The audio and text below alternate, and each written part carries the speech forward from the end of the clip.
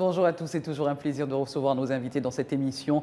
Et comme invité sur ce plateau, nous avons Abbé Claude Bernard, l'AMC, qui est coordinateur national Caritas Gabon, qui est venu nous parler de cette journée mondiale des pauvres.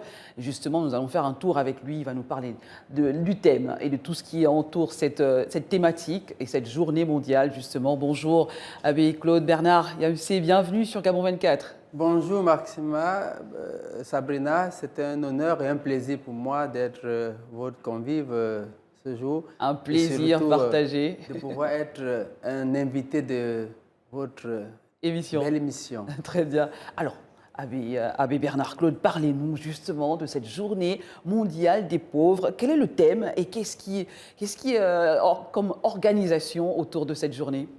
Avant d'arriver au thème, je préfère déjà d'entrée de jeu rappeler que l'Église, en général, l'Église catholique, les joies et les espoirs, les tristesses et angoisses des hommes et des femmes de ce temps sont aussi les joies, les espoirs, les tristesses et l'angoisse de l'Église. Il n'y a rien de vraiment humain qui ne trouve écho dans le cœur des hommes de Dieu. Et donc, ceux qui souffrent, ceux qui sont dans la détresse, doivent faire l'objet d'une attention particulière de la part de l'Église. Et c'est la raison pour laquelle le pape François a initié, n'est-ce pas, désormais les journées mondiales des pauvres. Et nous en sommes donc à la 7e édition de la journée mondiale des pauvres. Très bien. Alors, qu'est-ce qui se fait depuis cette édition déjà au niveau de Caritas? Caritas, c'est l'instrument, c'est l'institution de l'Église pour tout ce qui concerne la pastorale de la charité, la pastorale sociale, la pastorale du développement, en un mot. Donc Caritas, c'est vraiment cet instrument, c'est le cœur de l'Église, c'est le cœur de la mission de l'Église, c'est l'instrument que l'Église a pour pouvoir être aux côtés de tous ceux et celles qui sont dans la détresse, dans la souffrance, au nom de Christ. Très bien, alors parlez-nous de cette journée mondiale, notamment avec le thème retenu, Abbé Claude Bernard.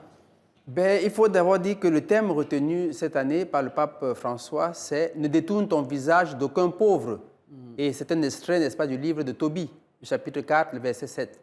Mais il est toujours important, lorsque nous parlons des questions de pauvreté, de définir la pauvreté, de clarifier, parce que c'est un concept toujours très difficile. Très bien. Alors donc, il est important pour nous d'abord de se préciser que dans l'approche qui est la nôtre, la vision qui est celle de l'Église, dans le combat, la lutte contre la pauvreté, contre toute forme de pauvreté, il faut dire que nous ne cantonnons pas la pauvreté dans sa dimension matérielle uniquement.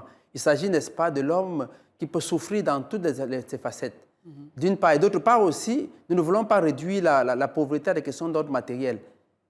Alors, le pape François lui-même, dans la première édition de la Journée mondiale des pauvres, avait lui-même fait l'effort de définir ce qu'il appelle les visages de la pauvreté. Et parce que quelquefois, lorsqu'on parle de pauvreté, on voit celui qui n'a pas mangé, celui qui est mal habillé, celui qui n'est pas bien vêtu. Or, nous oublions parfois que la pauvreté a plusieurs visages, notamment l'ignorance, c'est une forme de pauvreté.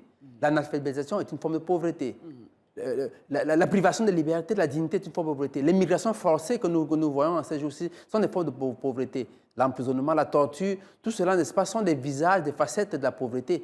Donc c'est pour ça qu'il est important de clarifier, n'est-ce pas, en disant que d'entrée de jeu, que lorsqu'on parle de la pauvreté, il ne s'agit pas d'abord simplement d'une question d'ordre matériel, mais il s'agit de tout ce qui peut permettre à l'homme, n'est-ce pas, qui entraîne l'homme dans une démarche de souffrance, dans une démarche de... Et d'ailleurs, aujourd'hui, il est prouvé que l'une des formes les plus terribles de la pauvreté, c'est la solitude. Dans un monde de plus en plus, n'est-ce pas, individualiste, où il y a des replis identitaires, des replis sur soi, alors la solitude apparaît comme une des formes, une des expressions les plus marquantes de la pauvreté générée par le monde moderne. Abbé Bernard Claude, parlez-nous justement de l'implication de Caritas. Depuis combien de temps existe Caritas et quel est son niveau d'implication dans tout ce qui est social? Voilà, là on parle de la journée des pauvres. Parlez-nous de vos missions et vos actions de manière concrète. Bon, Caritas, par exemple, a pour mission, par exemple, n'est-ce pas, c'est un instrument de développement humain, intégral et durable.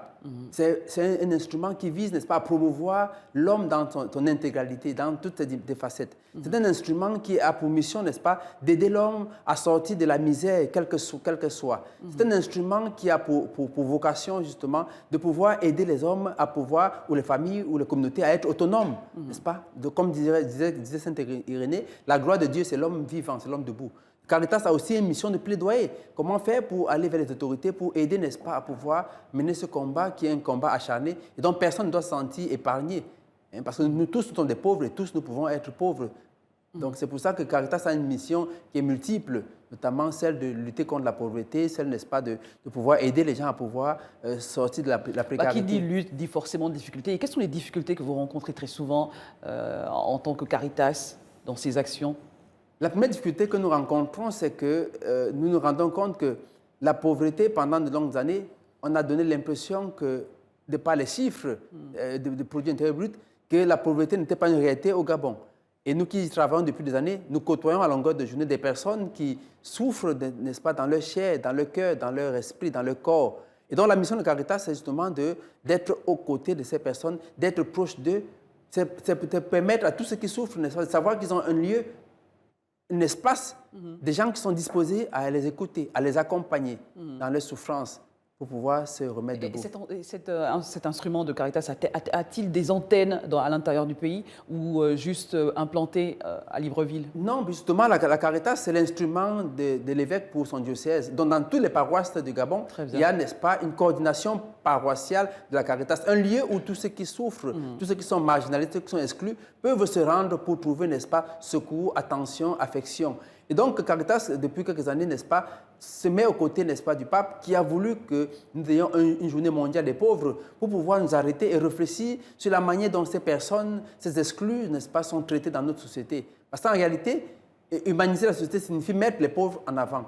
Et donc, comme le pape nous l'a rappelé, la journée mondiale des pauvres, c'est une opportunité qui nous est donnée pour que nous puissions tendre nos mains pour relever ces pauvres-là, que nous puissions, n'est-ce pas, ouvrir nos cœurs pour leur offrir de nouveau la chaleur de l'accueil, de l'affection, pour que nous puissions être présents pour les faire rompre le seuil de la solitude. Vous savez que les pauvres, en général, parfois, ils ont honte, ils sont repliés sur eux, ils sont marginalisés, ils sont mis à l'écart, ils n'ont même pas le courage de pouvoir s'exprimer. Et donc, Caritas, c'est un espace, c'est un lieu, c'est une opportunité qui leur est offerte. Qu'est-ce qui sera fait en termes d'organisation? Elle commence quand? Elle termine quand, cette journée? Alors, cette journée mondiale des pauvres, elle aura lieu dimanche prochain dans toute l'église du monde entier. Et le pape a voulu que ce soit pas seulement une journée qui concerne uniquement, n'est-ce pas, l'église catholique. Toutes les personnes, indépendamment de leur appartenance religieuse, sociale, n'est-ce pas, sont interpellées parce que la question de pauvreté, nous tous, nous côtoyons les pauvres. Et le thème de ce jour dit « Ne détourne ton regard d'aucun pauvre ». Et je crois que dans nos familles, nous avons des enfants qui ne vont pas à l'école, nous avons des enfants qui sont en chômage. Donc je pense que la question de pauvreté n'est pas une question qu'on doit cantonner à la sphère ecclésiale. Donc dimanche prochain, n'est-ce pas, ce que nous ferons concrètement, dans toutes les paroisses du Gabon, il y aura une messe qui sera présidée et célébrée par des prêtres et par les fidèles laïcs, en présence, n'est-ce pas, de ces personnes qui sont beaucoup de fois mises à l'écart. Et après l'Eucharistie, donc nous irons, n'est-ce pas, dans ces familles pour pouvoir passer une journée avec eux. Pour être plus concret, dans le cas du Gabon, la chute de Libreville, Monseigneur l'archevêque Jean-Patrick Baba célébrera une Eucharistie à 10h à la paroisse Saint-Denis de Mindoubé. Et après cette Eucharistie, il se rendra, n'est-ce pas, à la décharge de Mindoubé pour visiter quelques familles, pour leur apporter, comme je disais tout à l'heure, le sourire, le confort, la présence paternelle, la présence affective et tendre, n'est-ce pas, de pasteur qu'il est vers ses familles. Et il partagera également un repas avec ces pauvres dans leur environnement. Il s'agit pour nous de ne pas attendre les pauvres, mais de sortir de l'église pour aller, n'est-ce pas, vers ces pauvres qui nous attendent. Également plein de jeunes qui se lancent dans l'entrepreneuriat. Est-ce que moi, Sabrina, je peux venir à Caritas en disant, bon voilà, je rencontre tel souci et j'aimerais que vous m'aidiez à ce niveau, à tel niveau? Très belle question. C'est pour cela d'ailleurs, je voudrais dire que Caritas est un instrument qui est au service du développement humain intégré et durable. Très bien. Parce que le développement concerne tout homme et concerne tout l'homme. Nous avons, n'est-ce pas, tout un service qui se charge des projets, pour vous accompagner justement dans la démarche. Puisqu'il s'agit pour nous de remettre l'homme debout. Et bien des fois, les gens souffrent non pas seulement par manque de matériel, mais aussi parce qu'ils n'ont pas de gens pour pouvoir les accompagner dans leur démarche, n'est-ce pas, de prise en charge, d'autonomisation. Et donc, à Caritas, nous avons tout un service qui s'occupe, n'est-ce pas, de la prise en charge, de l'autonomisation, d'accompagnement, n'est-ce pas, des jeunes, même dans le cadre, n'est-ce pas, des projets. Lorsqu'on n'est pas membre de Caritas, on peut pas venir... Pas du tout, parce que la charité n'a pas de différence. Tout pauvre, cela signifie tout type de pauvreté, et tout homme, sans distinction de rang social, de couleur, de peau, de classe sociale. Donc c'est tout homme qui est accueilli, tout homme qui est en difficulté. C'est le bon samaritain. Pour 2023, votre vision est de construire une chaîne de cœur. Pouvez-vous nous en dire un peu plus? Racontez-nous ce projet qui est un projet éminent, n'est-ce pas? Ben, nous avons lancé ce que nous appelons un fonds de solidarité nationale, le Bon Samaritain, qui justement a pour mission de pouvoir aider ceux qui ne peuvent pas avoir accès à des crédits bancaires, parce que le système bancaire, quelquefois, est bien plus compliqué que cela, mais avoir des possibilités de pouvoir lancer une petite activité génératrice de revenus. Nous avons voulu donc faire une chaîne de solidarité pour que toutes les personnes de bonne volonté qui ont encore un cœur sensible, qui sont capables, n'est-ce pas, de ne pas se replier sur eux-mêmes, mais d'ouvrir leur cœur à la dimension des autres, à la soin des autres, de pouvoir nous joindre pour que nous puissions construire cette solidarité qui permettra, n'est-ce pas, qu'aucun de nous ne puisse être dans le besoin et que nous travaillons pour que tous nous puissions avoir un logement décent. Et quel est votre niveau de collaboration avec le ministère des Affaires sociales et les institutions sociales du pays? Est-ce qu'il y a quand même une certaine connexion avec ce ministère? Vous travaillez de connivence avec eux? Évidemment, nous travaillons en collaboration avec, on peut dire, l'État en général, mais vous comprenez que le ministère des Affaires sociales doit être un partenaire privilégié, mais pas seulement le ministère des Affaires sociales, mais aussi le ministère de la Justice et d'autres services, y compris le ministère qui s'occupe, n'est-ce pas, des questions, n'est-ce pas, de développement, d'entrepreneuriat. Parce que Caritas a justement pour mission de pouvoir aider l'homme à se mettre debout. Et donc, tous ces partenaires étatiques qui peuvent nous aider, nous pouvons être un partenaire, nous proposons de leur apporter notre nouvelle vision, notre manière de pouvoir approcher ces questions-là avec une dimension particulière qui est celle du cœur. Et déjà que vous êtes au contact des personnes voilà par exemple quelque chose que nous avons comme expertise. Nous n'avons pas d'intermédiaire entre nous et les pauvres. Et nous côtoyons à longueur de journée toute forme de pauvreté. Et nous pouvons aider l'État à pouvoir recenser même ces pauvres-là. Nous sommes quasiment à la fin de cette émission avec Claude Bernard Yamcé. Merci d'avoir été notre invité. Peut-être un message à l'endroit des populations et nous rappeler justement le jour et ce qui sera fait pendant cette journée mondiale des pauvres organisée par Caritas Gabon. Nous dirons simplement que dimanche prochain, ce sera la 7e journée mondiale des pauvres instituée par le pape François, dont le thème est « Ne détourne ton visage d'aucun pauvre ».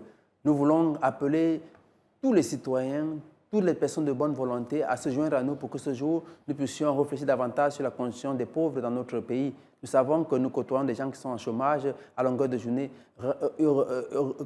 Rejoignez-nous pour que nous puissions ensemble mener ce combat. Donc dimanche, à 10h, à la paroisse Saint-Denis, il y aura une messe qui sera présidée par son Excellence Monseigneur Jean-Patrick Ibaba, suivi, n'est-ce pas, d'une visite à la décharge de Mindoubé pour apporter le réconfort et la présence de l'Église, n'est-ce pas, accueillante et tendre, transformatrice à ces personnes de la décharge de Mindoubé. Voilà qui est dit. Rendez-vous dimanche. Merci avec Claude Bernard Yamcé d'avoir été notre invité du jour. À très vite, à très bientôt, pourquoi pas, pour un nouveau numéro. Bien, je reviendrai. Un bilan sur cette journée mondiale des pauvres, pourquoi pas. C'est promis, je reviendrai puisque votre plateau est chaleureux et accueillant. Cette tribune est la vôtre, vous revenez quand vous voulez. Merci également à vous d'avoir été de notre receveur à l'instant avec Claude Bernard Yamcé, qui est le coordinateur national du Caritas Gabon.